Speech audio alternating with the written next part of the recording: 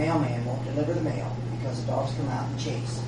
I've warned them 3 different times, and then they say, okay, we'll make sure, blah, blah, blah.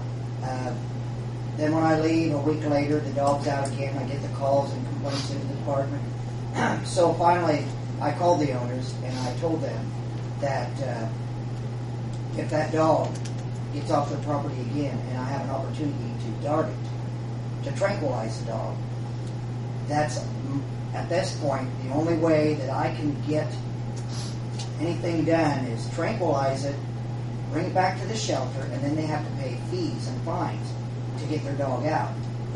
That is a good recourse, but it shouldn't even have to go that far, where I have to be called out numerous times through the week, chasing down and trying to get this animal that these people won't be responsible to keep on their property. And actually, they really are challenging the department. They're challenging everyone.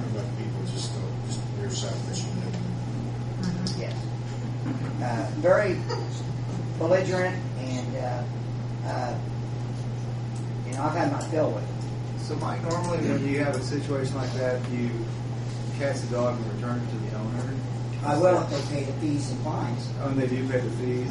Yeah. Oh, okay. Some will, some won't. And it depends on the dog situation. Like, I hate to keep bringing up pit bulls, but I've had a lot of pit bull calls, and when I get them, most of them I have to tranquilize because of aggressiveness. When I bring them back to the shelter, very seldom do the owners show up to pick them up because they know they're facing fines and a hefty mega lecture from me because I don't even want the dog to go back to me. And most of the owners of these pit bulls have records. They've been in trouble with the law already, and they don't want to. They feel like if they show up at the shelter to get their dog, this is just going to go something else against their parole or their record. So we end up with the dog. You know, the last report figures that I had of all recorded animal attacks, 58%. All. Well, we just saw in the news last week, Indianapolis news, a lady getting mauled on her legs. I know of 5 homes right now here in town that have 4 to 6 pit bulls in their homes with children. And I'm just waiting for this horrible call I'm going to get one day. Well, and they're never neutered or spayed. Never. And that makes them more aggressive. Or they chain them up outside, which just causes more aggression. They're unsocialized. And again, I don't like to pick on just pit bulls because I've had some lab mix and some other dogs that also a beagle. One of my most vicious animals was a beagle. But it had been tethered outside in 90-degree weather on a short chain and never fed or watered. And by the time I got to it, it was fit to be tied.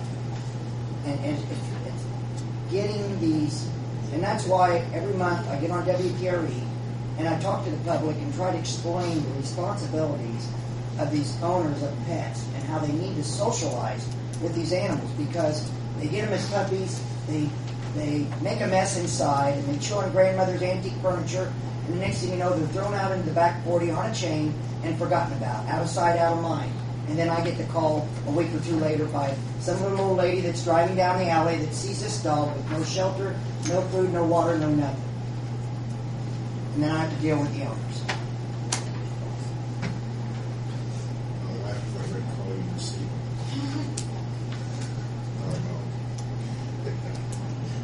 She doesn't have Bill around when she wants to.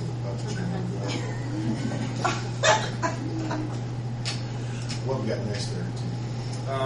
Just as a commentary, my understanding, and I was here for one of these meetings, I think it was maybe December 3rd, but one of the comments that was made, this goes to the enforcement of the ordinance, is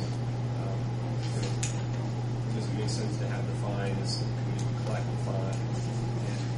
And Matt's response was, in the end, and I happen to agree with him, not just on ordinance like this, but in other aspects of the city fines, is that the city's going to far outspend the cost to collect on the fine. I mean, just the court costs will almost duplicate how much you're going to collect on the fine alone, and then all the other expenses that go with the collection.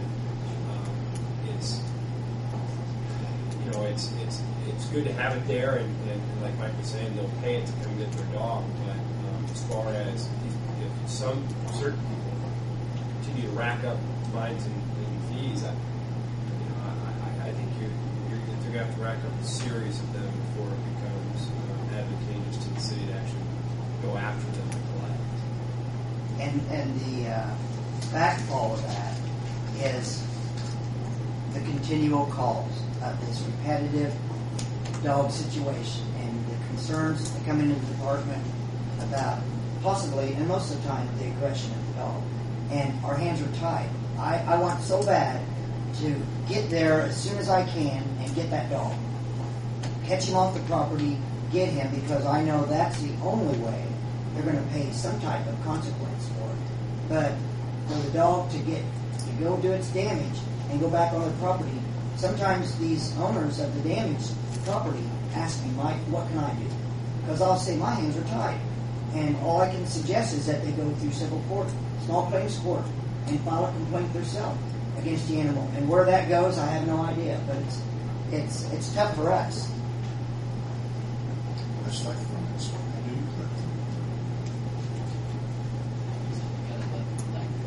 Yeah, I mean, Probably a lot of those people are renters that. and that goes to the small claims issue is your homeowner's insurance will cover you for dog bites and those sorts of things, but many times you don't have a renter's insurance that do that. So it's a problem. What council may want to consider is to have a staggered fee schedule, fine schedule, where your first time it's $100, second time it's $200, etc. That could grow to the point where, again, I can't speak to this, I don't deal with it every day, but you have a greater percentage of animal owners that come in and will pay the fine, but then just get in trouble again. This may grab their attention to say, okay, this is my third violation. It's now going to cost me $350 to get my dog out or whatever. Yeah. Now, I'm not saying that that's a reasonable amount. That's up to council to decide, but it may make some sense to have staggered penalties for something. I'm kind of surprised you've already had these people paying multiple fines. I mean, I thought you'd impound the dog and they'd say keep the dog. 90%. Well, sometimes they won't come get the dog. That's what I thought. They'll call sometimes and say, what are the fees and fines for me to get my dog out? And when we tell them, we never see it. Well, and the running at large fine right now is $25.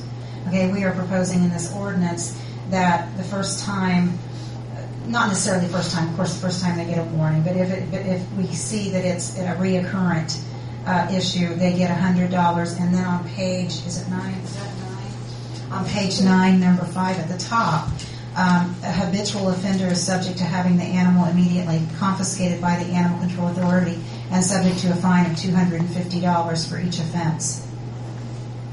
So that would be like what Tim is, that's getting that fine up there. If they get fined $250 each offense and they're a habitual offender, then that's going to get that cost up there pretty quick. I made a note on that. What constitutes an habitual offender? Occurrences, what time frame? Well, I think if their mail is no longer being delivered to and we've been out there, quite frankly, we go out, we're willing to work with people, but at a point you see that people are just not, they don't care. They know there's no recourse. It's a mockery to the department. I don't have a number. I can't say like we go out there 3 times, and if that's something the council would like to entertain, okay, the first time is a warning, the second time, is a fine, the third time, we can do that. Well, I think you just need to, like you say, Dave, you need to define what habitual. Right. And what started this all on some sort of ordinance that could